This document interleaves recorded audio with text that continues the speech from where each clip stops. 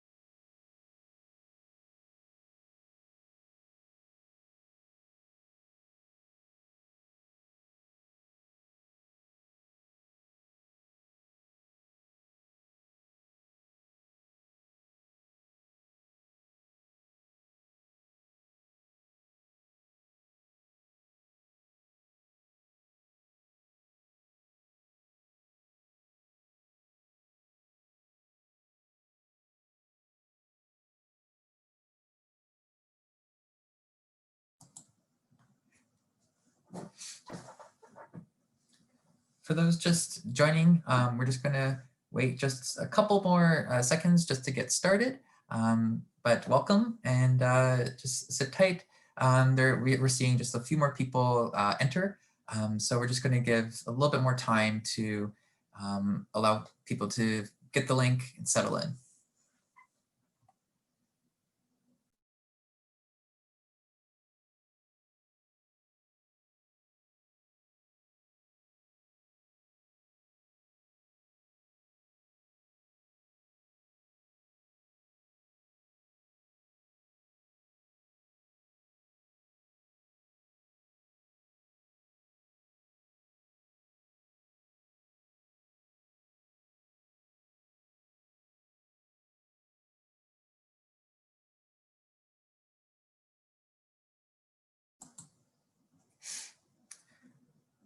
All right, so we're going to get started now.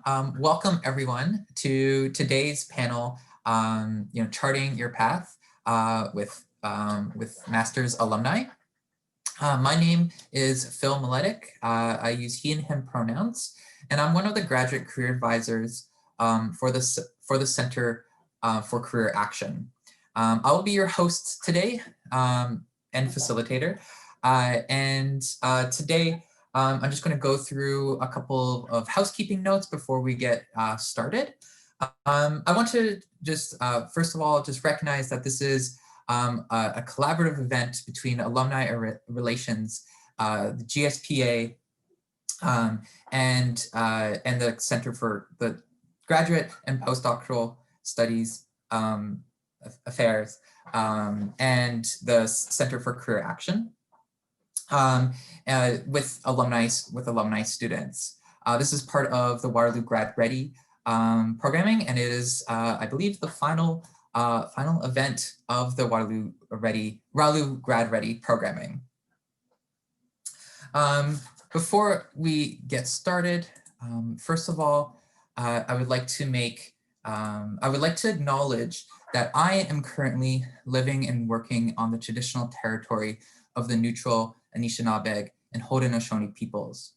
The University of Waterloo and myself are situated on the Haldeman Tract, land promised to 6 nations, which includes 6 miles on each side of the Grand River.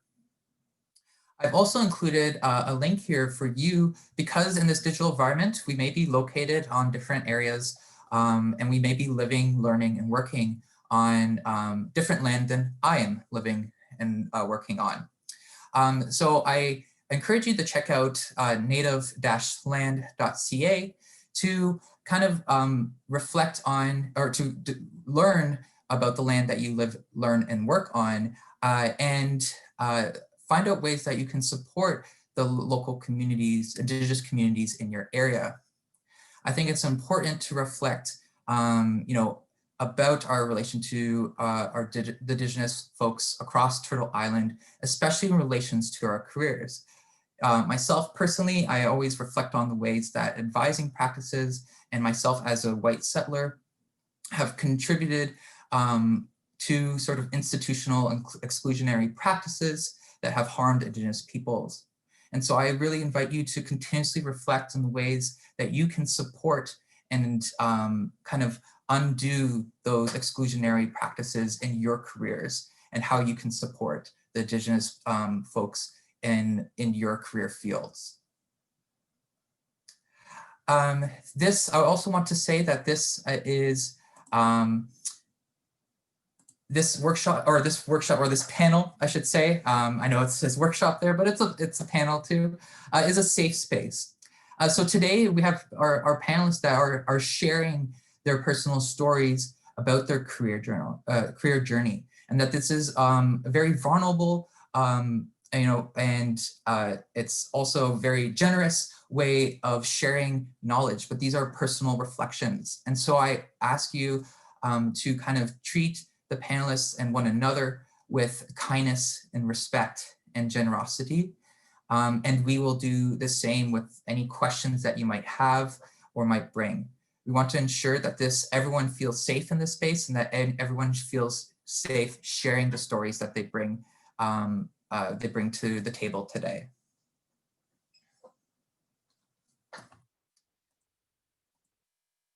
So just how today is going to go, very quickly, I'm going to give an overview for the Center for Career Action and provide some career planning support and tips. Hopefully I don't take up too much more of your time because the stars of today are the panel of alumni students that are here. I'm going to introduce the panelists. I'm going to ask them a few questions, and then after that, I will kind of open up the floor to the Q&A. The Q&A, we'll be using just Q&A, not the chat. So submit any questions that you have to the Q&A, and there I'll probably get to them as much as I can in the 30 minutes that we have for Q&A. I know that some of you have pre-submitted questions, and I have those kind of ready to go. If they're not covered by the panelists in the questions that I have for them, then I will bring those up as well. If you have any technical difficulties, please message the host and we can resolve those. If for some reason like your internet kicks out or something happens, don't worry, this is being recorded and it will be available to view after the event. And one other thing, after this session, there is a survey that you will be receiving. And I ask kindly just to fill out that survey. And once if you fill it out, you will receive some money, or a draw to win some money to be put on your walk card. So if you fill out the survey, you are be entered in a draw to win money to be put on your walk card. Okay, so what is the Center for Career Action? So the Center for Career Action is here to support you in your career. Wherever you're at in your career.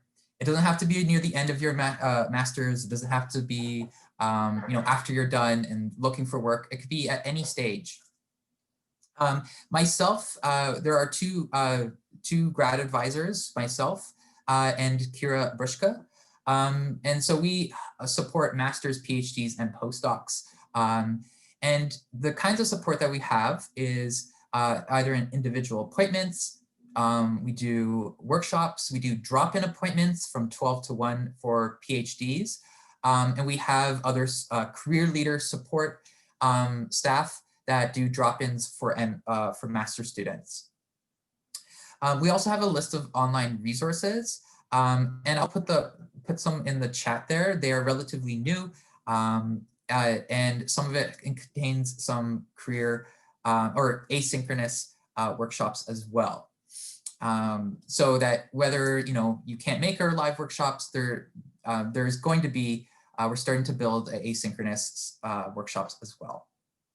The topics that we just cover, we cover resumes, we cover CVs, we cover cover letters, interview prep. We help with interview prep and stage either we could talk about interviews or do a mock interview if you'd like.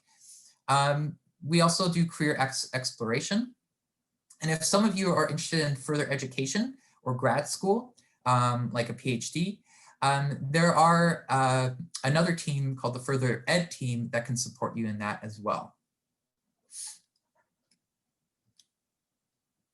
So here's just who we are. I already introduced Kira Brushka, but there you get a face.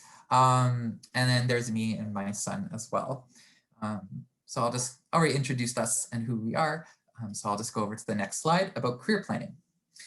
So in career planning, we see career planning as a continuous cycle. It's not something that is done. It's something that it's continuously reflecting on throughout your career. And it always starts with self-reflection. It's kind of asking certain questions, reflecting upon your skills and your values, and what you like to do with your career. It starts there. Once you start kind of reflecting on these things, you're starting to identify those kind of plans that you have, or those ideas that you have in terms of where you'd like to go forward in your career. Afterwards, you want to start connecting with others and conducting research. So you kind of you have some ideas of the career paths that you want to go in. And so now you want to connect with others and learn more about those careers, and hence why you might be here today, right? So being able to connect with others, learn from others, just to kind of help move those ideas forward, gain some traction. And then you can test your hypotheses, the ideas that you have, and seeking out experiences. And then this comes back to self-reflection, right? So you may land that job that you wanted, and you're there for a couple of years, and you realize there's something else that maybe that you want to do. Maybe it's within that field and you want to move higher up. Maybe it's more of like kind of senior level stuff or management kind of stuff, or maybe it's a totally different career altogether. And then that goes back again to identifying those ideas, conducting research and connecting with others, and then testing that out and seeking out new experiences. So know that this is very normal. It's very normal to kind of always reflect and think about where you are in your career, and where you want to be in your career. When thinking about those ideas and reflecting, these are the main factors that we usually like to consider. One is your values. In terms of like, what kinds of problems do you like to solve in the world, or within your field? What is core to what drives the kinds of, what drove you to kind of, or motivated you to do your master's? What kind of impact did you want to have? And those kinds of questions. And then thinking about your skills, not only what you're really good at, but what you like to use every day. There's a difference between like, I'm good at all these skills and I really like using these set of skills, right? So we can still be really good at doing something, but maybe not enjoy it. And so it's really identifying what we really enjoy doing and using our skills daily. This is really important in thinking about the careers that we like to have. And then there's the set of skills that we don't have that we want to improve upon because we know it's important to the careers that we've identified we'd like to pursue. So it's also about what skills do I need to build further? What I need to build further.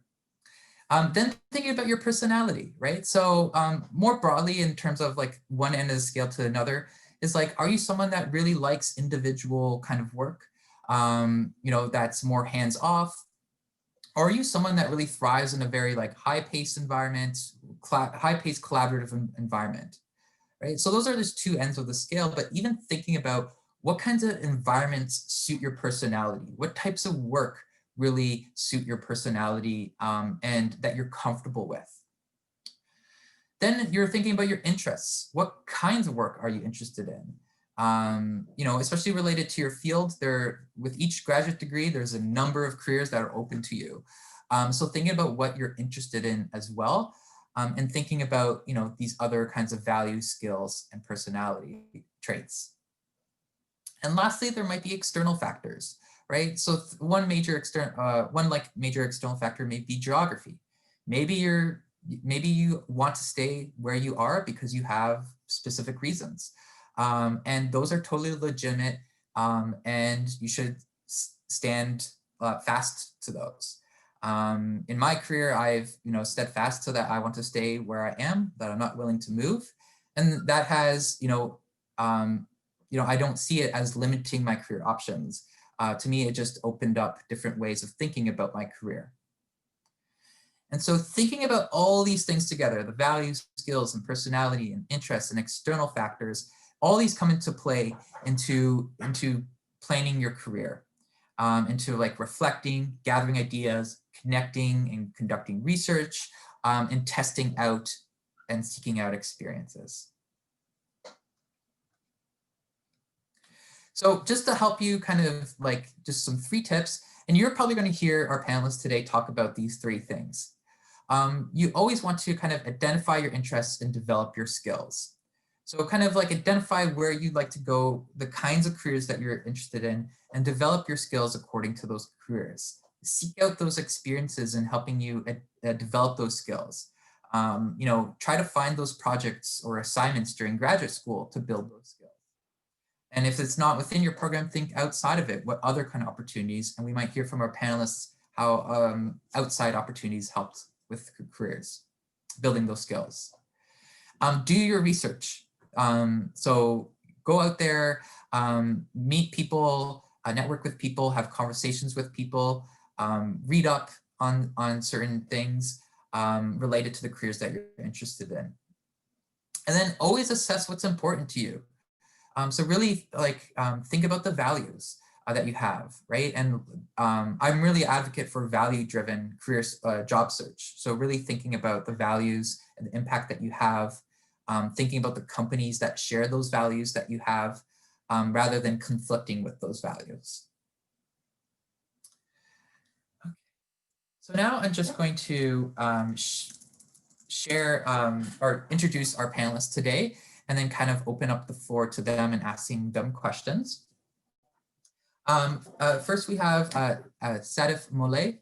Sadaf has a bachelor's in civil engineering and geomatics and an MBA in marketing, both from the University of Tehran in Iran.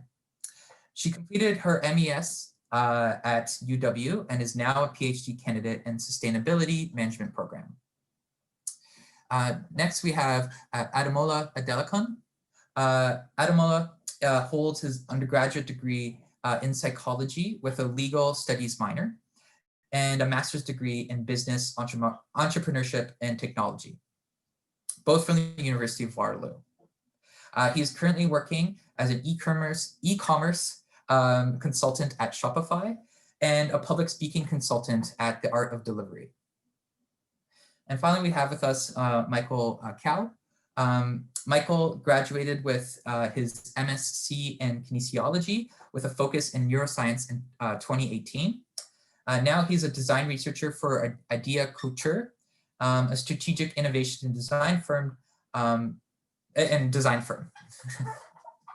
So welcome everyone welcome everyone, the panelists for today.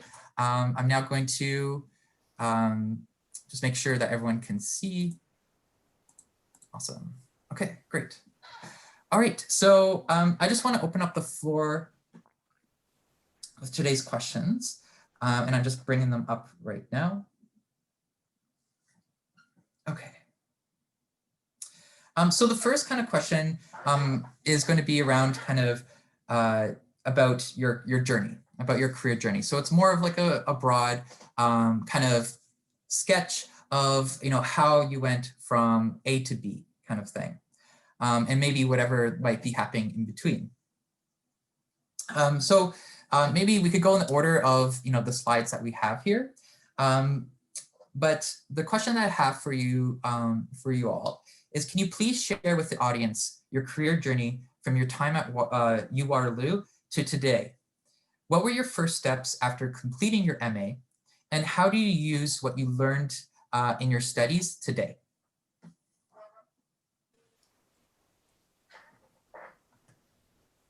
I guess we're starting with me. Yes, Sadaf, So, yeah, sorry. hi everyone. First of all, I want to say that it's a pleasure to be here, and I'm really happy that we're having these events given the circumstances. These events have been really helpful for me in my career, in my journey at Waterloo, and I hope that it helps all the participants as well. So for me, as you mentioned, I moved to Canada in 2016. I started my master's, and then for me, I always wanted to know that I would like to have a career in academia and higher education. But so I wanted to do my PhD at the beginning always, and I'm doing it now. But there were some times in the middle of my studies in my master's that I was taking more financial aspects into consideration. And I was thinking that maybe I should work for a while. But because I had already worked when I was not in Canada, so I was familiar with that environment. And personally, my interests aligned with academia. So I decided to do that. So what I did was that when I finished my master's, I worked as a research assistant for a while. And then I started my PhD afterwards. But during that time, I was applying for different jobs. I really wasn't trying that hard, but I still wanted to know my options. And then finally, I decided that I do want to do my PhD. So start with that. Thank you, Sadaf. Ademola, would you like to share your story? Of course. Can you guys hear me okay? I'll just check that first. Awesome. Yes, perfect. Yeah, so for myself, as some of you may have gathered through my sort of academia journey, I didn't know what I was doing. So I went from psychology to legal studies to Masters of Business and Entrepreneurship and Technology. And essentially, I decided through my Waterloo journey that I wanted to become an entrepreneur. And I think that's just a symptom of being in Waterloo because everyone seems to have their own thing going on the side. And I took the master's program because I wanted to learn what sort of pitfalls to not fall into in my entrepreneurship journey. And after I did that, I was like, well, I think there's some value in learning from the corporate world first. So my first job out of school was actually working with a design and development firm. And there was about 4 of us. So it was kind of an entrepreneurial thing, but we were funded. And I was like, okay, this is it. I'm going to make it big. It's going to be amazing. And it didn't quite turn out the way that I wanted it to. So I was like, okay, cool. Let's go to a medium-sized company and see what the deal is there. And, you know, the thing with working with a medium-sized business is that they're a bit more organized. There's a bit more process in place. And a lot of learnings I took from there to where I am currently, which is Shopify. And I would say my biggest learning from the master's program, excuse me, is basically that bigger companies aren't as flexible and adjustable than smaller ones. So sort of in my master's program, you learn to be flexible and adaptable and invite everything, but bigger companies don't really allow for that. And I had to find a way to balance the two worlds. So for myself, I had to learn how to take what I'd learned from my entrepreneurship days and make it cool and sexy enough for bigger corporations to take on. And you can only really do that by making a business case for it. So right now I'm in the world of navigating the corporate world and trying to bring my own spin to things. And that's how I've kind of ended up here. Thank you, Ademola. Okay, next, Michael, would you be willing to share kind of your story from graduate school to where you are today? Yeah, absolutely. Thanks, guys. And I'd like to just thank the other panelists for sharing their stories. You know, I think this is a super good activity and I'm really excited for it, hence the Waterloo merch. Yeah. My partner was like giving me a lot of like stuff this morning, like saying, oh, that's so tacky. But I'm like, when else am I going to wear this ever? So without further ado, I'll just go over my career journey really quickly. So I also went to undergrad at the University of Waterloo. I did a BSc in kinesiology. And so during that time, I did a bunch of co-ops in ergonomics and human factors, which is just like, you know, finding ways to make people's work easier. And so I really like that problem solving aspect of it. And then after, you know, I was done my undergrad, I really didn't know what to do. So like anyone who really didn't know what to do, I went and did my master's in a relevant field, in a related field. So I was wanted to translate that problem solving and try to like enhance people's lives component and then like turn it into something else. So I started my master's in neuroscience, still under kinesiology at Waterloo. So during that time, it was a thesis-based, research-based master's, and I sucked at research. But coming out of it, I learned a bunch of really cool skills that I apply every day at my job, which is, when you're conducting research as a part of a master's thesis, it's essentially designing your own project, designing your own topic, and troubleshooting everything that happens in between. So I think coming out of that, I was like pretty well prepared, for dealing with unexpected challenges, which we'll get to in the next part of this talk. So coming out of my master's, I was kind of like that stereotypical like post-grad struggle, like, oh, I did all this school, this so much school, and now I'm going to go work at a restaurant. So I really didn't know what to do, and I was in a job search for actually a couple of months before I got lucky with my first job with the Department of Defense conducting research and human-centric research. So a couple of years there, developed my skills, added to the resume throughout time. And I was also able to work for a professional baseball team in Japan part-time during that time as well. And then fast forward 2 years, saw an opportunity with this Idea Couture design firm, which focuses more on like user experience and the digital aspect of experiences. And I was like, oh, that's something that I'm really interested in. I put 2 and 2 together, like everything that I did my master's was really closely related to that kind of stuff. So then I just, took a leap of faith and have been here for a year.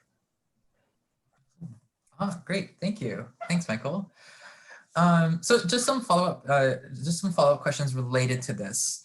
So some of you like discussed like ways of trying to build the skills, or Ademola, you talked about how you learned some things in masters, but then had to like adapt it or change just the knowledge you have navigating around bigger companies. I'm sorry, you'll hear my dog barking in the background. So like part of, like, as I mentioned, part of career planning is identifying skills, not only the skills that you have, but the skills that you want to have. So how did you develop skills that you identified were important to the career that you have now that maybe in the master's you weren't quite building fully? And anyone could answer. Or are we doing whoever wants to? We could go in order, but whoever wants to is completely fine. So I'll just wait. If nobody wants to answer, then we'll go in order. Okay. Let's go in order. Yeah, we could go in order, and Sadaf, like if anyone doesn't have an answer, you could just say it's okay, I'll pass. So yeah, okay. No, I actually don't want to pass. So for me, because it was in academia, so a lot of the things that I learned in my master's in terms of what I studied, I'm basically using everything mostly in my PhD. So that is that. But then there are some soft skills that you'll learn during your master's that you don't really know that you're learning them. But then when you encounter a problem, or when you're talking to people, or you're doing a project, then you realize that, oh, I know these stuff because I've been learning them and I really wasn't considering that. And I think that there are so many opportunities on campus that we could use to sort of improve our different skills. And I personally tried to use as many as I could. I remember that I attended this how to set up your LinkedIn workshop because I thought that would be very important. I was actually really helpful because that was the time that I had a LinkedIn account, but I wasn't doing anything with it. I'm still not doing anything with it because I started my PhD, but still, like, that workshop was really helpful on how to do that. And then I started to, because they give you all this information on orientation day that you could do this, it's Center for Career Action, you've got CTE, you've got student leadership programs, you've got all that, but that's too much information to get in and then you just forget about them. So after for me was after I settled in, I started to look at my options and see what kind of skills I wanted to develop further, and then try to see what resources are out there on campus. So for me, I actually used the Center for Career Action, how to write your resume. I went there a few times. I started to work on my resume. And I also used all these workshops that were offered by CTE. So because I personally knew that I wanted to do some teaching and I was interested in that. So that was really helpful for me. They had these workshops on different aspects of teaching and also just how to communicate and stuff. So I did those. And there were some other workshops. So I try to actually benefit from all those resources that were available to us on campus. Awesome, thank you. Cool. Does anyone- Next. The question was, how have we used what we learned in our masters right now, right? Is that correct? Actually, what have you may have not have to like learned as much in the masters, or like identifying skills that you wanted to develop further that the masters may have not as addressed as much, and how did you develop those skills? Got it. I would say for myself, yeah, it would be around my persuasion skills. So in our master's degree, or my master's degree, we learned a lot about how to pitch our own ideas in a forum where people actually care. But the difference is, in your career, you have to convince people to also care about your ideas. And I don't know if anyone else has had that experience. So for myself, I had to learn how to not only have my own ideas, which is a skill that I did pick up in my master's, but how to convey them in a way that is beneficial for everyone. And I'd say my master's made it very clear that networking is extremely important and getting to know coworkers, but it's so easy to be in your own bubble and not actually get out there and talk to other people. So I think when you're in school, it's easy to talk to other students because you have something that you can relate to with them. You have schoolwork. But in your career, you have people in different departments that you may not necessarily have to talk to every day. And I'd say I had to push myself to go and just talk to people about even things outside of work, just form connections with people, because I believe that connections are one of the most important things that anyone can do for themselves. So I would say persuasion and just getting outside of your bubble and meeting people that you're not conveniently sort of placed next to you. You actually have to go out there and meet people that, you know, maybe you don't see the value today, but it could grow into something later. Yeah, absolutely. I think like with graduate school is also like not only like getting out there and talking to other people. And I think Ademola, you kind of talked about, you touched on this, but like being able to speak to those different audiences, being able to communicate like what you did in your master's that would make sense or translate well to someone that may not have done that same master's or that graduate work. And I see it in masters and PhDs and postdocs going into industry. So it's always good to like go out there and practice and get used to communicating outside of your bubble. Yeah. Yeah, totally. Yeah. Michael, Yeah. did you have anything to add? Absolutely. I just wanted to echo that, like the whole like bubble thing that we were talking about. I think because like I went through a research-based master's and now I'm in a research role, you know, the difference between academia and industry is like night and day.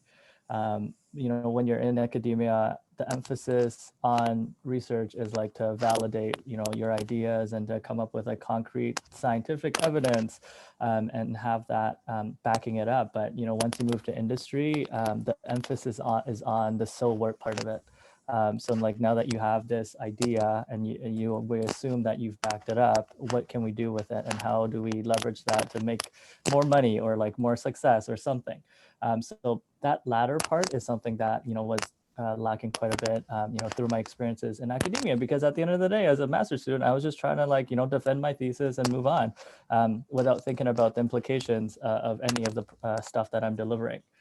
But on the flip side to that, I think what the master's experience was really good for, to echo what Sadaf was saying, is developing those soft skills and being in an environment where you can fail and it's like safe to fail. Like there's virtually no like repercussions of you like screwing up or anything. It's a way to learn from your mistakes, and it's particularly these like while you're developing these soft skills, like planning a project or like developing relationships or defending an idea. You know, all of those things. It's a great environment to just like, you know, be able to practice those in. So all in all, I think the experience has been really good in facilitating some of those soft skills, but it can definitely, there could definitely be some improvements in terms of like the application aspect of it. Yeah, okay, awesome. And I have one other question here related to just like to the degree and more specifically.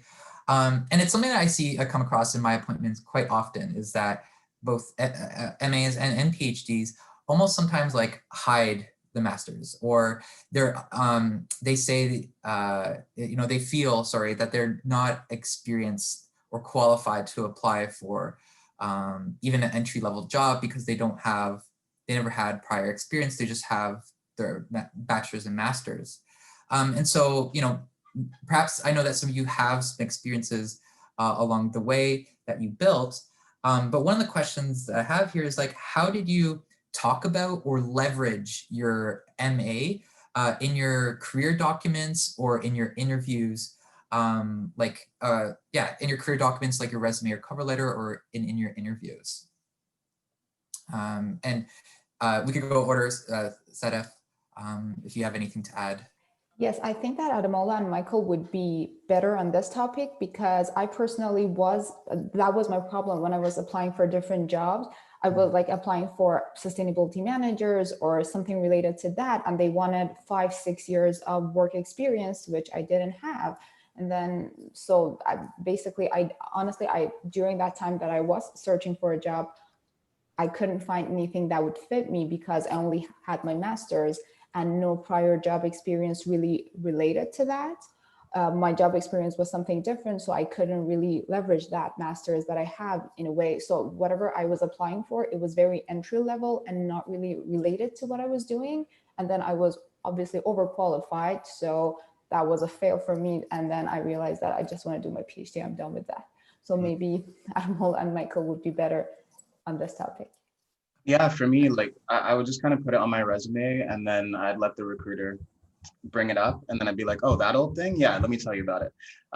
Totally kidding. But essentially what I would do is, I think the way that I saw having sort of a master's degree, I think it's really important for employers to see, because it just tells them that you are capable of learning, right? And I think something that I've learned early on is the fact that even if you don't have those 5-6 years of experience that Sadaf was mentioning, it may put you at the bottom of the running, which sucks because they are looking for really experienced people. But on the off chance that you do get that interview, I think they are interviewing you because they see you have potential. And I think potential is a huge factor in getting these jobs. So for myself, I would just talk about the sorts of things that I had done just in my entrepreneurship days, and what I learned in my master's, and the skills that I could apply to make the company better. And that would be the conversation that we'd have, because at the end of the day, I feel like even if you do have experience in the workforce, you're still going into a new environment, you're still having to learn new things, and you're still having to gather all the context in the new business. So like I said, you may have some sort of direction based on that experience that you've had, but you still have to learn everything from scratch. So for me, I obviously applied to jobs that I was underqualified for just in terms of experience, but I feel like having, a higher education, having your PhD, having your master's is really valuable to employers just for that potential factor. Yeah, and I totally agree with that too. So during my job search, as I alluded to earlier in my story, it was quite rough. Like after I graduated, I was like moved back home to Nova Scotia, like away from all of my friends, and just going on like Indeed or LinkedIn and checking on the job listings and like looking at the requirements, and they're just like 3 to 4 years of experience or 4 to 5 years experience. I'm like, like that's a little bit of a stretch there. But I think ultimately when So I essentially took the shotgun approach, right? I tailored my resume to each of the postings. I tried my best, just like Ademola, to extract components of my master's that would be most applicable to the job. And like perhaps I created even like subsections into my resume to just be like, oh, look, I can do research, like I can do this kind of stuff. But I think ultimately it was like when I first landed an interview that I didn't think I was qualified for, that like really built my momentum.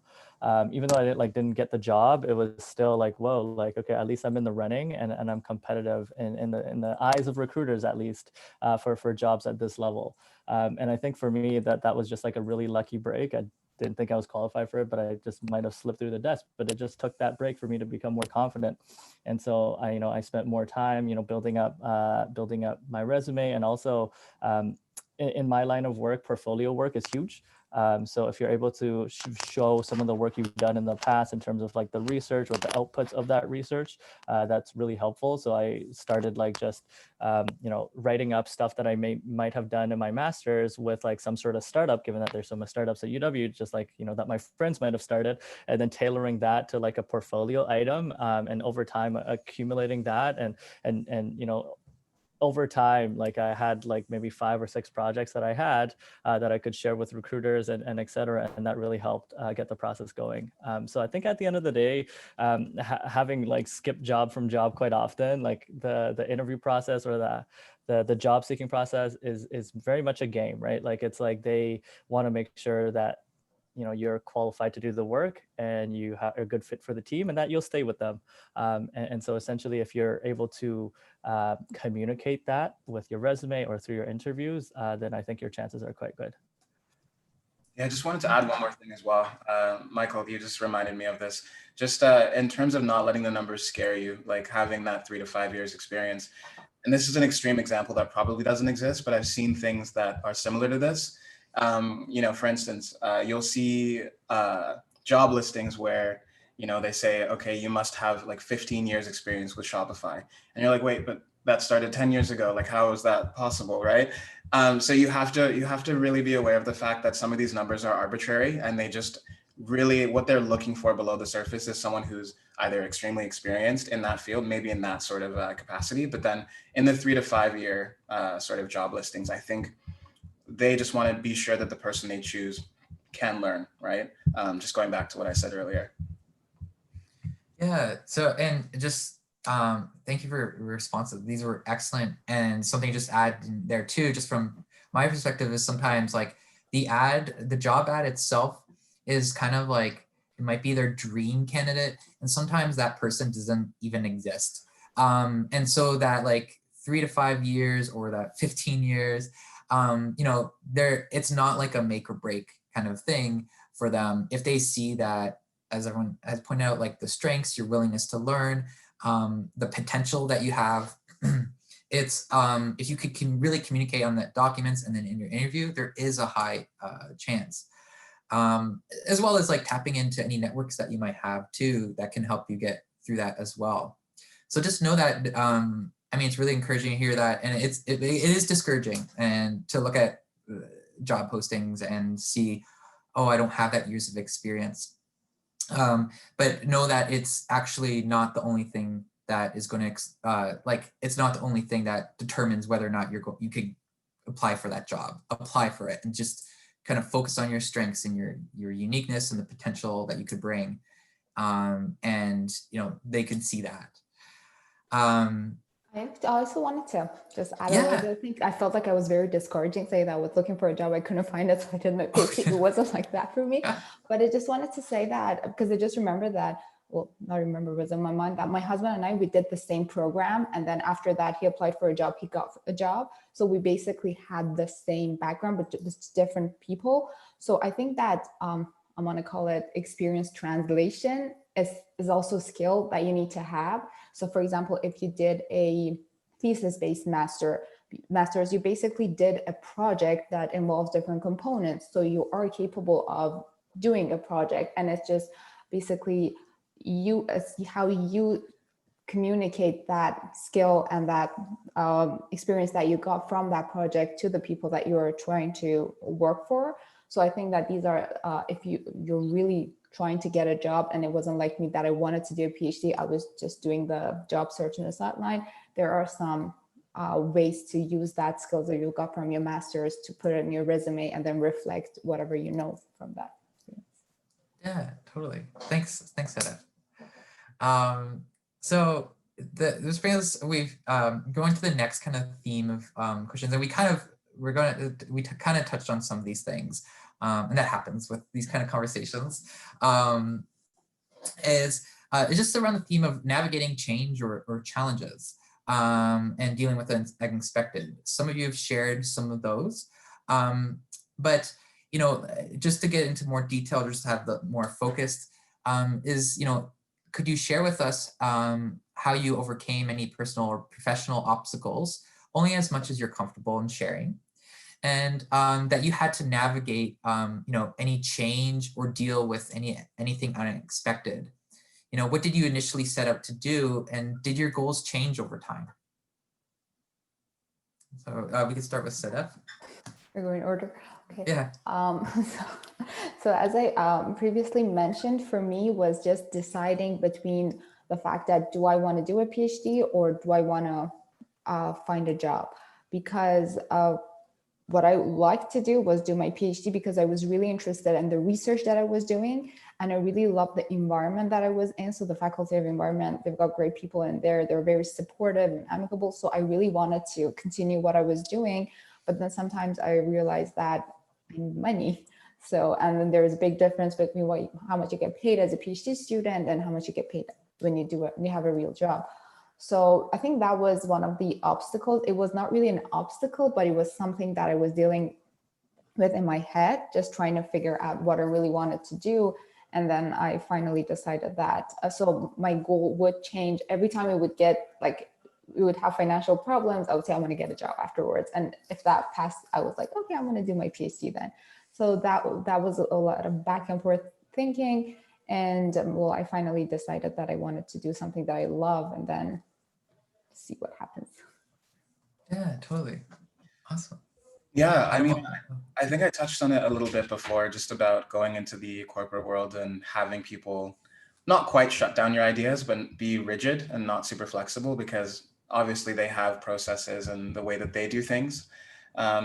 So I think one of the biggest obstacles that I ran into, and I think a lot of people do, is you come into the workplace pretty green and you have all these ideas that are probably great, but the workplace that you're in, if it's a huge corporate environment or they've done things a certain way for a certain amount of years, they're not super flexible and you coming in and saying and shaking things up, right? So I think for myself, I really had to figure out, like, why are these ideas being shut down? Why is the company this way? And look at it from their perspective. And I think just that exercise alone of trying to take on the company's perspective as to why, like, some of your ideas they may not be ready to take on, really was helpful in the way that I approached ideas. So just to give you an example, at Shopify, I found that a lot of the merchants that I was dealing with, because I'm an account manager there, they were asking me questions that were covered in the newsletters that were being sent out to them, right? So they obviously weren't reading the newsletters. So obviously I identified a problem there because our calls would be centered around these issues and these things that they could have just read about, and we didn't have to, get into a call. So that's obviously very frustrating for both parties because we both feel like our time's being a little bit wasted. So I thought to myself, how can we get this information in their hands in a fun and engaging way? So I worked with our social media team to create something called Shopify News, where it's like a quick, funny news segment. If you guys have seen Stephen Colbert, in that sort of manner, where I was like the host and, I would try and convey the information in a really fun 2 to 3 minute way. And we found that merchants were actually adopting and soaking this stuff up. But the thing is, like, that wasn't met with the same happiness and enthusiasm initially that I thought it would be, because my company was like, well, that's going to take away from you doing your job. So we want to maximize you there. And if you do this, then maybe you won't do as good of a job. So I don't really advocate for this approach for everyone, but I just did it. And I put it out there. I worked with the social media team and I'm like, just throw this out there and see what happens. And it went pretty well. And they were like, okay, I guess you can do this now. Again, I don't advocate this approach. I think what I'm trying to really stress is, like, make sure you take the business in mind. If there's resistance, try and get to the root of why that resistance is happening, and then try and present it in a way that makes business sense for the company, right? So for me, it actually allowed me to be more effective in my job because merchants were getting the information they needed. So on our account management calls, we could talk about things that mattered, right? We had more time for that. So that's the way I had to approach it. And I think this is a very long-winded way of saying, like, make sure that when you bring your ideas to the table, because you will have ideas, make sure that you're taking the company's perspective into account. Yes, 100% that. And I feel like I've also done some very similar things where it's just like, new ideas are met with resistance. And then like sometimes, again, not advocating for it, but sometimes you just have to take matters into your own hands and you just gotta do it and like, you know, beg for forgiveness after. So in terms of my challenges, I think there's been like two major humps I have to get through. The first one is actually finishing my master's. Like, as I said, I wasn't a really good researcher. I was very much like very big pictured, but like, you know, in order to be successful in a master's, you need to really like get down into the weeds and really like have something that's defendable and you know, quantitative and et cetera. And so, so while I was doing my master's, there was this task that I had to do. Like I had to analyze numbers. And so that entailed me to just like click on the mouse 3 times and then drag a thing over. So it's like a very manual labor type of thing. And I had to do that like probably like 20,000 times. And so because it was so intensive, and you know, there were so many like, you know, things that had come up with the software, like crashes and et cetera, like it felt like it was like an impossible task. And it's so much so that I had to extend my master's by a couple of months to actually get all that done so I can defend it. And so during that couple of months, you know, my lease in Waterloo had run out as well. And so I had to go like, you know, essentially couch surfing through all of my friends. And so that couple of months was like super tough. But I think what that taught me, it was more like, it's now like a marker in my lifetime where I'm like, I think back to those times and whenever I'm struggling with anything, and then I'm like, oh, I did that. And so like, if I could do that, then I could do this, whatever I'm struggling with now. And so I use that as kind of like a lighthouse kind of thing, just like, you know, guiding me through. So that's kind of like a huge challenge that I had during my master's and how I came out of that. But, you know, when I first went into work, is a very similar experience as Ademola. You know, like I had all of these bright ideas coming out of UW, you know, the Innovation Center of Canada, and going straight to D&D, which is like historically, even like people who haven't worked there are known to be, you know, traditional and like not very like innovative driven. And so all of my research ideas were like shot down or like, you know, been dissected to pieces. And so in the end of the day, like I really had to build new rapport and figure out ways to convey that information, almost like, you know, you're like a new kid at a school and the school is completely different than what you're used to. And so you have to kind of like, you know, figure out like, you know, where the who's who, you know, what the personalities are, how to get your messages through. And you know, it was quite a lengthy process for me. You know, I think it took a year before, you know, I got anything done in terms of like introducing my new ideas and concepts. But at the end of the day, I think, you know, I figured it out. And I think that was like a huge learning curve for me going into work, is just like navigating the relationships and navigating the work culture. Yeah, totally. I mean, all of you touched on great things, and I like totally relate to those, having a PhD and then trying to communicate my ideas and research to like in interviews and stuff like that. It took time. But you know, it's really great to find ways that you can fit those ideas in, right? Like in ways that you know, at first it might not be received well, but then you can find strategic ways to make those kind of ideas that you have and put them in while still kind of fitting in within like kind of the business and the business practices that they have there, the corporate practices.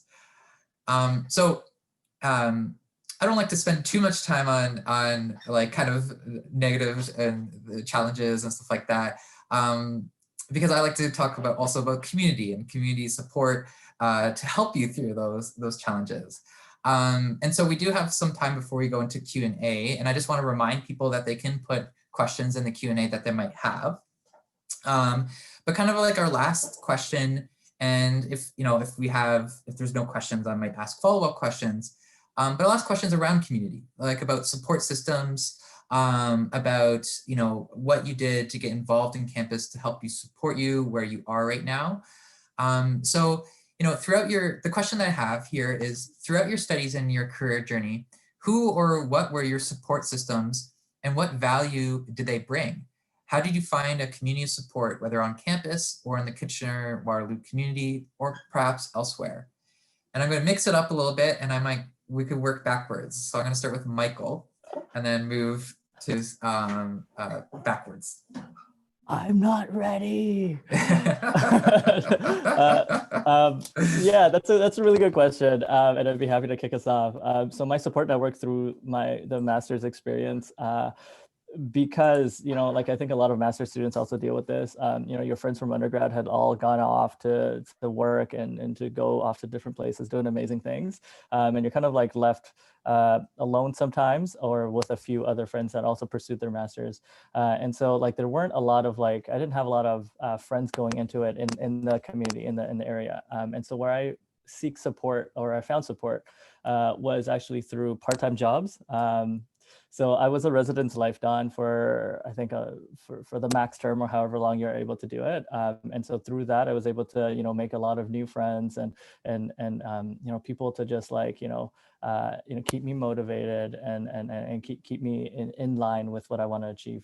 Another part is also during my master's, I try to make it a goal to reach out as much as possible. So using all the resources necessary, and there are a ton, you know, using the Career Center for resumes, figuring out, taking different courses, some of which on teaching, and there's just a lot out there that I try to explore. And on top of that, I think, because I was very busy during my master's, having 3 or 4 different part-time jobs all around Waterloo, I think I had to adapt my lifestyle and use the part-time jobs as a way to, as a support network, you know, making friends with people that I worked with, and really, you know, trying to have fun with all of those engagements as well. So all in all, it was a dual effort, right? One is from external sources through my part-time jobs, and then one of major source of all of the stuff that's provided within the university. Yeah, for myself, I would say there were 30 of us, 32 master students. And, you know, when a group of people are suffering, you sort of form great connections that way. Yeah, the master's was really rigorous. We had about 9 courses per semester, and that was a lot more than I was used to dealing with. And you know, I would wake up sweating in the middle of the night very often, and I would just text someone in my class, and they had just woken up sweating too. So it just felt like a good sense of community there. And you know, even on top of that, a lot of our teachers were really supportive in our efforts there. So we could go to any teacher and say hey, we're feeling really stressed out, and you know, can you help us, you know, figure out how we're supposed to approach this project, or what we can do to manage our time better, that sort of thing. And they were all really cool about it, and they reassured us that we weren't going to you know, fail the program, and if we put in an honest effort, that we would get a lot out of it. So I would say for us, the community was just everyone in the program.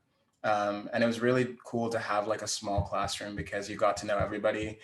Some people were stronger at things than others, so we'd help each other where we were weak. And for me, numbers are not my thing, for instance, accounting and finance, I was terrible. So I had to rely on a lot of my classmates and their help to get through those sorts of things. So, I mean, yeah, I feel they were my rock, just everyone in the program.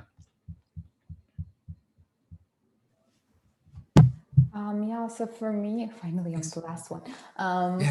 For me, well, I had this advantage of, you say your friends from bachelor's were a different place. I came up from another country. My friends were in another country, but I had this advantage of moving with my husband. So basically he was my main support system and my family. And then my friends, were the people that I met almost immediately, because we were all from the same country and we were all new at this place. So that was really helpful. And but in terms of the support system in our faculty, I think my supervisor or the faculty members that I was working with directly were super supportive. They were really helpful. And I think for an international student that is working research-based masters, your supervisor is really, really, really important, because I've heard horror stories with people that were stuff as Ademola, so they were suffering through their masters because they didn't have a good relationship with their supervisor. And like for us, we only had with our cohort, we only had a few courses together. So there was not that much time for us to get connected or just to stay connected after those courses were over. So it was basically the people that we ran into in the hallways or your supervisors or the faculty members. And I think that they were a big part of my support system during that time. Yeah. I think like looking at like different types of support, like I like that each of you brought like different kinds of support here. You know, like it could be found in jobs that are not related to the field that you're working in. It could be the part-time jobs during your master's career, like for Michael, and finding in friends as well.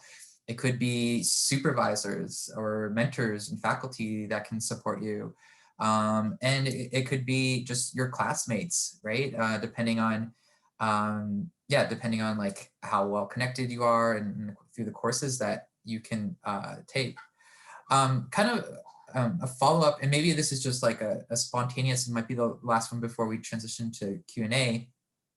And I know that, you know, it wasn't your experience during master's, but I do find that a lot of students are, you know, finding it a little bit difficult to connect with one another during these times. And so maybe sharing a little bit about, I mean, Sadaf, maybe you can really speak to this being in the PhD program now and kind of still trying to stay connected. But also Ademola and Michael, you can speak to ways that your workplace, you know, stays connected and ways that you can still have a support system. So, you know, based on like kind of your experiences now and then reflecting, maybe extrapolating from your experiences back in master's, how do you, you know, what would you recommend for creating that support system, keeping in touch with people, you know, during these times of quarantine, social distancing, and mostly a digital environment? Order. Okay. We could go. You know what? We could start with Ademola this time. And yeah. Sure. I have kind of a weird system just because I love people. So what I tend to do is, in terms of opening up to people, I'm very vulnerable. Like I'm very transparent with my feelings, and I feel like that helps people reciprocate, because there are a lot of people that feel like if they convey what they're going through and their real emotions, that they'll be judged. And, you know, to some degree that's true with some people, but I feel like I want to create a space with people that, you know, they feel they can share that with me and it'll be okay. Because I feel like everyone needs someone to talk to if they're going through rough times, or, you know, there's a pandemic going on. No one really saw this coming. But my system essentially is I have a list of people that I check on, and I keep calendar reminders to like check on them every couple of weeks or every 3 weeks. Just like, hey, how's it going? Like, what are you doing? Like anything you need to talk about, because I feel like people are so focused on what they're doing these days that they forget to engage in self-care. And I think that just reminding them that someone's there for them and that they need to take time for themselves, especially during something like this, a global pandemic, is really important to me. And that's why like I am very on top of keeping in touch with people. So I'm not sure if that fully answered the question, but that's just my system of like making sure people are okay and keeping connected to people that I value and people that I feel value me, right? Yeah, totally. I mean, yeah, I mentioned like the calendar thing to people and they're like, really? Like you put calendar? I'm like, yeah, it works. And I mean, I wish I did that because I'm really bad at keeping in touch. But then there's people like you in my life, Ademola, that like reach out to me, check in, and I'm like, oh my God, thank you. Like, it's like, you know, those people, you know, keep me afloat when I'm juggling so many different things in life. And so when that one friend just checks in, or class, or, you know, colleague or something like that, it's just really nice. And so, yeah, thank you. That definitely answers the question. Awesome. I tend to lose track of what the question was as I start talking, so that's good. It's all good. Yeah. Anyone else have anything, you know, Michael or Sadaf, you can jump in. Ademola, you're like my walking New Year's resolution. Like I try to do this every year. And I'm like historically bad with like keeping in touch with people, you know, both for my personal life and for my like professional life. And so, But strangely, COVID has, done wonders for me, because I think it's at the top of my mind now that like, oh, there's social isolation and I should like make active steps to reach out. And so, yeah, I've been doing a lot of that. And so at my company, there's this thing, we have a lot of like different activities sprinkled like throughout the weeks. Sometimes we do yoga together. Sometimes we have this like thing like coffee roulette, where we get matched with like some random person in our company that you've never even heard of, and you guys just like talk for 15 minutes. And we also have like a lot of like team check-ins and like trivia events and stuff like that. And so that's how I've been like staying connected professionally with people I work with. In terms of like friends and like the network that I've built, I would like to say that, I have not been doing a really good job with that, just given that like there's like limited time of the day, and, certain things like slip your mind. But I think historically what I've been doing is trying to check in on people, just like Ademola was saying, although like not as organized. So I think that's been my two approaches. Like at work, we have these predetermined activities, which is so good for someone like me, and also like trying to make active steps to reach out, because at the end of the day, the later I get into my career, I find that like these relationships and the network that you have is like so valuable. There are times where I need a question answered and I can't just like Google it, right? Because it's like the stuff that I'm looking for, like it's not on Google. So someone has that like knowledge, and it's good to have someone that you're like, oh, that person might know, to check up on. And that like network is probably the most valuable thing that you'll come to realize that you have at the workplace. Sadaf, is there anything you'd like to add? Yeah, I would just have to Yeah. echo what Ademola and Michael said. It's just important to make time to check on people, to build, like, just to work on your relationships. And I think it's a bit easier when you are working, because there would be some pre-scheduled like events or some things from your work that you could attend and you could see people. But for me, if you're an if you're a PhD student, like doing your PhD is an isolating process in general. Now that it's in the online, it's even worse.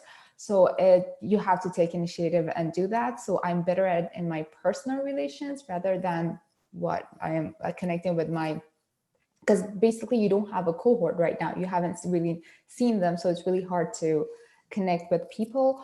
But then, for example, for us, our department, well, not the department, but the School of Enterprise Environment, Enterprise and Development, they have scheduled these meetings for everybody to talk to each other every week. So I think these are the things that we could use to stay connected.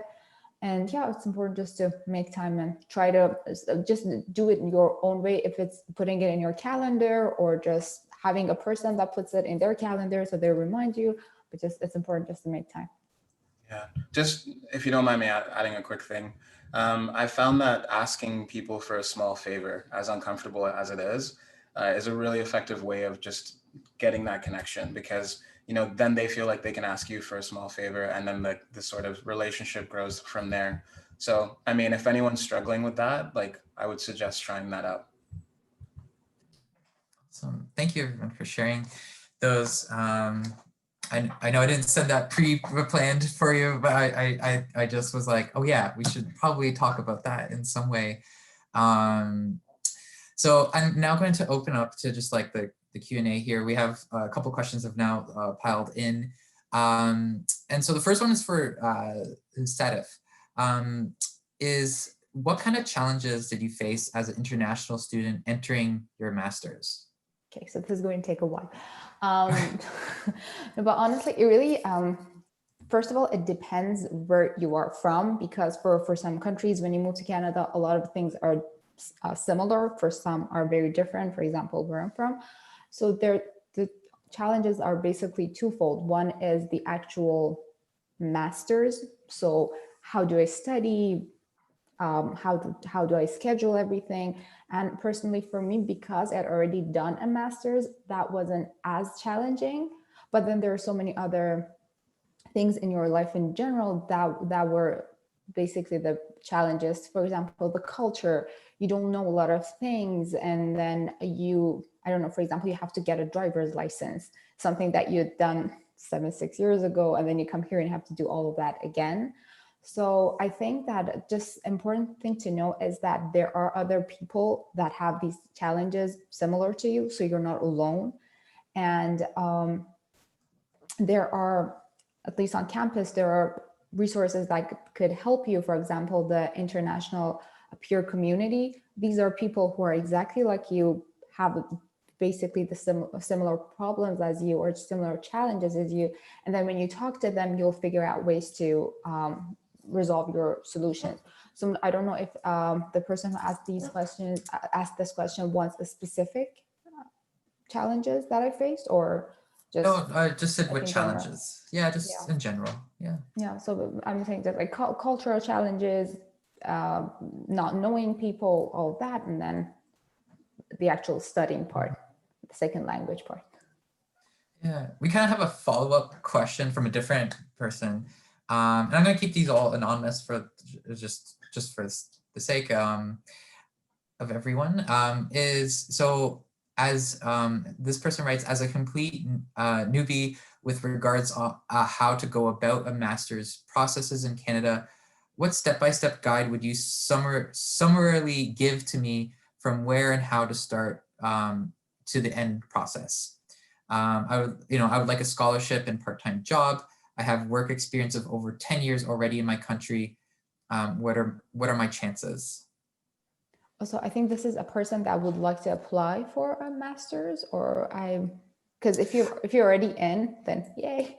But I believe they are. They might be in. I cannot assume, but I believe that they are, and it's more of like kind of like how to navigate the master's process, applying for scholarships, and then applying for a part-time job. Okay, so this was basically my mindset when I started my master's. I went to find a part-time job. I wanted to apply for scholarships. And I wanted to finish this master's as soon as possible so I would get on with the rest of my life. But it's just important to not put that much pressure on yourself, because currently I am working on campus, but I didn't start that job until I started my PhD, because in your master's, when you start, everything is so overwhelming. So there's too many steps. But as I said, there are resources on campus that you could ask for help. For example, if you want to apply for a scholarship, the best person to talk to is your supervisor or other faculty members. And these are the people who could specifically help you how to make your, like if you're writing a proposal, how to do that and what are the steps. And there are also workshops on campus that will, for example, if you're applying for SHIRK, they will tell you these are the steps, this is what you should do. And then I forgot the question.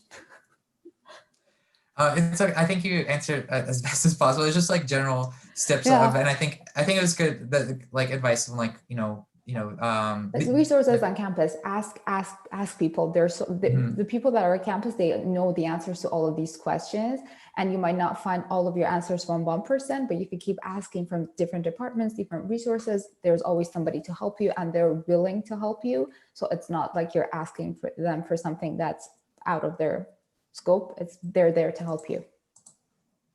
Yeah. Okay. Awesome. All right. So for everyone, the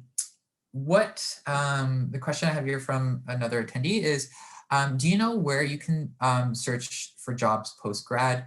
Which digital platforms are or were your favorite? And anyone could jump in at any time here. Yeah, I can go. For me, I would say LinkedIn has been, much to my surprise, very good. I think before I was using a lot of my network and my contacts and Indeed, which I hate the interface of, so I've stopped using that since. But yeah, I would say LinkedIn is a really great place to start, and LinkedIn just gives you a general idea of the companies that are hiring. So even if you don't see a position that maybe you feel like you're suited for, you'd be interested in at a company that you want to work at, you can then click on the company and then it'll take you to their careers page and let you know of all the jobs there. So it's a really good like general board of what jobs are available. So that's I solely use LinkedIn. Yeah, I would agree with that. Like LinkedIn has like really like up their games in terms of like how many jobs there are, like the range of jobs as well as like the interface. I think another thing that like was really important to me, at least during when I was first looking for a job right out of my master's, was like using the faculty. At least for me, it was kinesiology. I think, you know, a lot of them have great connections in industry, and so I think, you know, just like, but the biggest thing for me was like just not being afraid to reach out and be like, hey, like I just graduated, do you have anything? And like typically everyone's like quite helpful. So I'd say, you know, any additional resources you have, like personal or like professional relationships, and LinkedIn. Awesome. Thanks, everyone. That's great. So that's done. Okay, sorry, I just have to mark them all attended or the answered as they come in. So the kind of another question. So I think some of you did research-based and some of you did master's-based. So what do you say is maybe the biggest difference between research-based grads versus course-based grads, and just terms of kind of the topics we talked about: job outlook, hurdles, part-time work, and you know, anything else that you might want to add. So differences that you might have noticed in yourself or in others that you've noticed. Yeah, that's a really good question, and I can only speak to the research based, and my understanding of what the course based looks like, and so Ademola, feel free to just chime in. The first one, job outlook, I would say relatively the same. I think there's like, based on what career or industry you go into, there's like, it's like a path that's been paved and guided already. So for example, in a design research role or any research role, it'd be preferable to have a research-based grad experience. Whereas if you're going into business or commerce, you know, I think the course-based would be like more preferred. So it really depends on like the industry you want to go into, at least from my perspective, in terms of job outlook. The second one, hurdles they face before graduating. I think they're hurdles for both. I think it's just different. And I'll speak to the hurdles in research-based grad. And the first one is being, at least like for majority of people, it'll be the first time that you get to craft your own content. You know, everything before that, like high school, university, like things are spoon fed to you, like information, education. But this is the first time that you get to plan your own content. And so coming up with a thesis, coming up with a strategy to develop a research to then come up with some sort of outcome, and figuring out like the technologies that are involved. So like a lot of like project planning there, that like is really, really good experience. And probably for most people, it's like the first time that they get to do that at scale. And then I think the third one is like part-time job. I think the part-time life, I think for my opinion, the work schedule for research-based is quite flexible, because you, outside of the few courses you do, you make your own schedule. You know, sometimes you can run research like all the way to midnight and then like sleep in for a whole day tomorrow. So that part I think has more flexibility than perhaps the course-based, where you have to attend, for example, 9 courses a semester. And I forget what the last one is. I think overall. Anything else that you'd like to add? Oh, anything. Okay, great. I think from my perspective, just like the biggest takeaway for me from the research base was that like ability to craft your own entity, right? You're, at the end of the day, this project at the end of 2 years, it'll be yours and solely yours. And I think that's really good experience for people to have before they go into like some sort of industry that's like very project based. And that's the end of my spiel. Yeah. Ademola, did you have anything to add about like your course-based experiences, or? I was just gonna say, crush that. So like, I don't really have any notes there. I think you're right in saying that, you know, they come across the same challenges, right? I think I'm just trying to think like, do I really know what goes into a research-based master's? Not really, because I haven't done that. But the biggest takeaway for me, I can kind of speak to that. I would say like my biggest learning with taking a course-based master's is time management, and you know, trying to juggle a lot of things at once, which you will inevitably have to do in your career at some point. that's what it taught me. I didn't have the time to actually work, or at least I thought I didn't because I was pretty busy. But yeah, Michael, I think you covered most of it, if not all of it. So thank you for that. Sadaf, is there anything that you'd like to add? Or? Yeah, so I could only speak about research-based, like thesis-based masters. And if you want to do a PhD, it's better to do a research-based master's, because then you will be doing research in your PhD and it won't be as new as an experience. I feel like some of the programs are not acceptable if you're doing a PhD, if it's a course-based one. And yeah, it's basically, I feel like the course-based one is more organized in terms of, you know what you're supposed to be doing, but then there's a matter of time management and how you want to navigate your way. But for the thesis-based, after you do your few courses, then it's you and your research.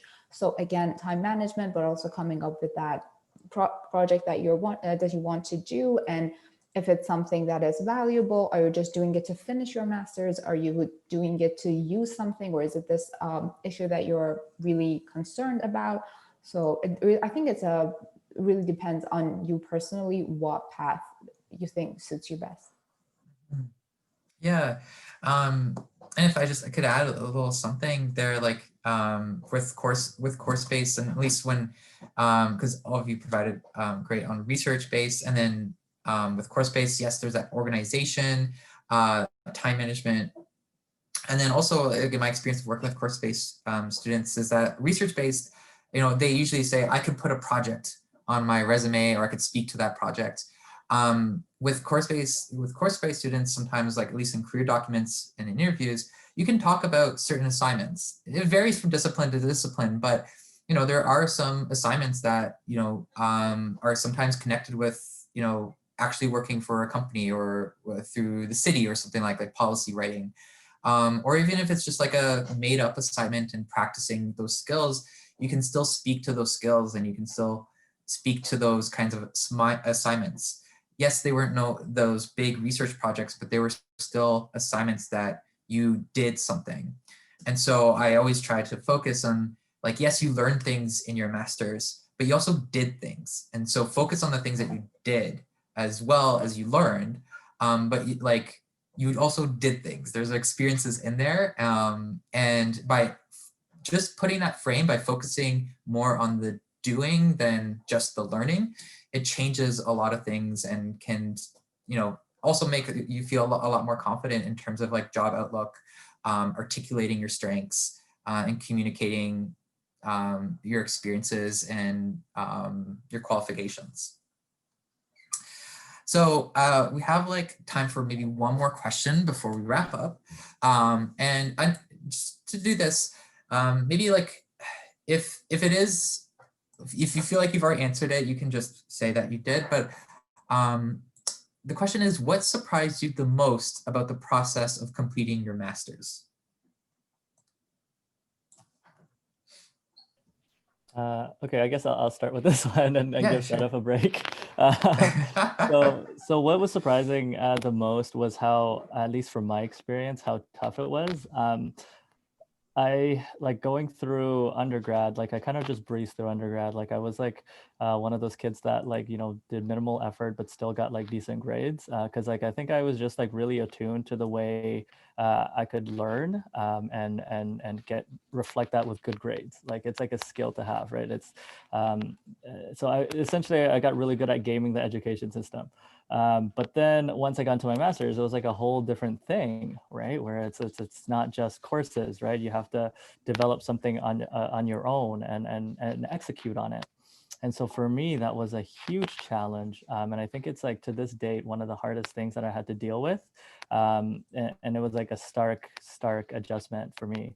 And it was a complete surprise, but I think coming out of it, it's been great learning. And I, like I alluded to before, I use it kind of as a lighthouse moment where now I can refer back to be like, oh, okay, I was struggling real hard during that time. So now I have nothing to complain about. So it was a huge, like rapid, accelerated learning on how to think differently. And that was very challenging for me. I'm still thinking. I think there were just so many, I think it just spoke to what I can do as a person. So I think, you know, having to face a challenge that at the beginning seems almost like insurmountable. You know, you learn a lot about yourself and what you're capable of doing. And I think the fact that we had so many courses to focus on at once, and the fact that we had to force ourselves to learn that time management skill has really helped me develop my sort of approach in the workplace, right? So, you know, with at work, you have deadlines, you have a bunch of projects you have to manage. And I feel like I'm just much better suited to take on those things because I went through a master's degree. And I see a lot of people that really struggle with, you know, committing to deadlines or, you know, managing their time. And I feel like if I hadn't gone through my master's degree, I might have been in that boat as well. So I think also like getting through it, like there were times where I'm just like Michael, where you're just like, again, sweating in the middle of the night. Like those times literally happened because I was like, well, I don't know how I'm going to complete these 5 projects for next week. Like it seems impossible. And then you find a way to do it and you're just like, oh, well, that was easy, you know, which it wasn't. You just, in hindsight, it was. So I think, yeah, for me, the most surprising thing was just learning what I'm capable of. And it almost makes you feel like you can do anything at the end of the day. Like you just have to put yourself in front of those challenges to grow. So I don't really have anything new to add, just as Ademola says, just realizing that things that you thought that were your limits are not actually your limits, and you could go beyond them, and then you have newfound strength in yourself. Yeah, and I just wanted to add really quickly, I've been like super like negative in that like my experience has been super challenging, but at the same time, I had like lab mates that just like breezed through the experience. I think with the research base, at least, it was like just like that new way of thinking that I wasn't used to, but like some people are like so good at it. And so I don't want to discourage people, be like, oh, it's so difficult. It was for me, but not for others. And I think, Michael, we don't have to, I know some of you have said, you know, oh, I don't mean to be negative. And it's sometimes really nice to hear those challenges though.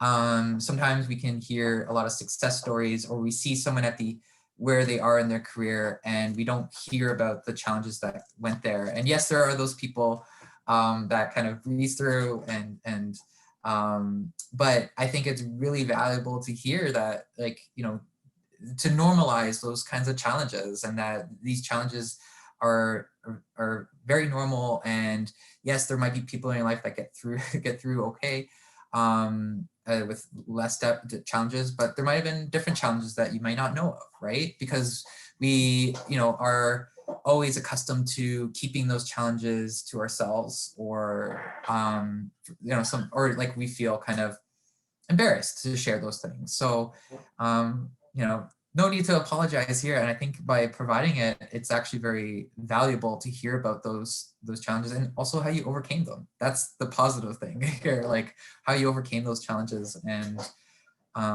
yeah. So, and I want to thank, so I'm going to wrap everyone. Thank you everyone for your questions that you came in. And I want to thank so much to the panelists, and kind of just what I was just saying is that hearing your stories is really important. Both the success parts, the challenges, and everything in between is really important to hear, because so often when when you're in the thick of grad studies, it's really hard to see what might be at the end of that tunnel. And so hearing your stories, how you used your skills, how you developed other kinds of skills, about your different experiences, allows people to like really be prepared for what might come next. So thank you for taking your time, sharing your stories, and being vulnerable and honest, but also being very caring as to the audience, and you know, by trying to encourage them and motivate them as much as possible. Thank you for your time in doing all this. So I'm just going to say a few final things just to wrap everything up. Oh my goodness, I already said thanks to the panelists, but thank you to the audience for attending and for listening in and for all of your questions. I do have just a few things just to remind you. I did mention that the Center for Career Action has resources.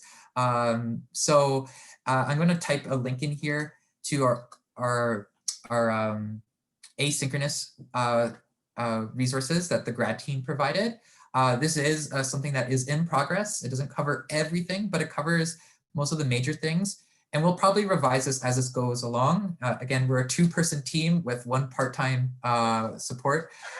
So we're doing the best that we can in these strange times.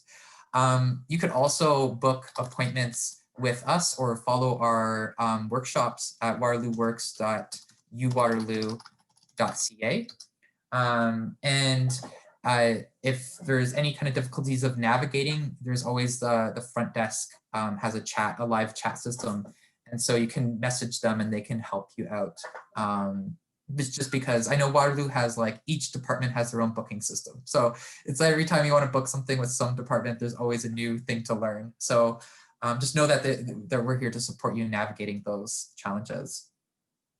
And then finally, just a reminder about that survey, right? So please, any feedback that we can have can really help forward into supporting and developing our online networks, our online kind of workshops and events and panels such as these.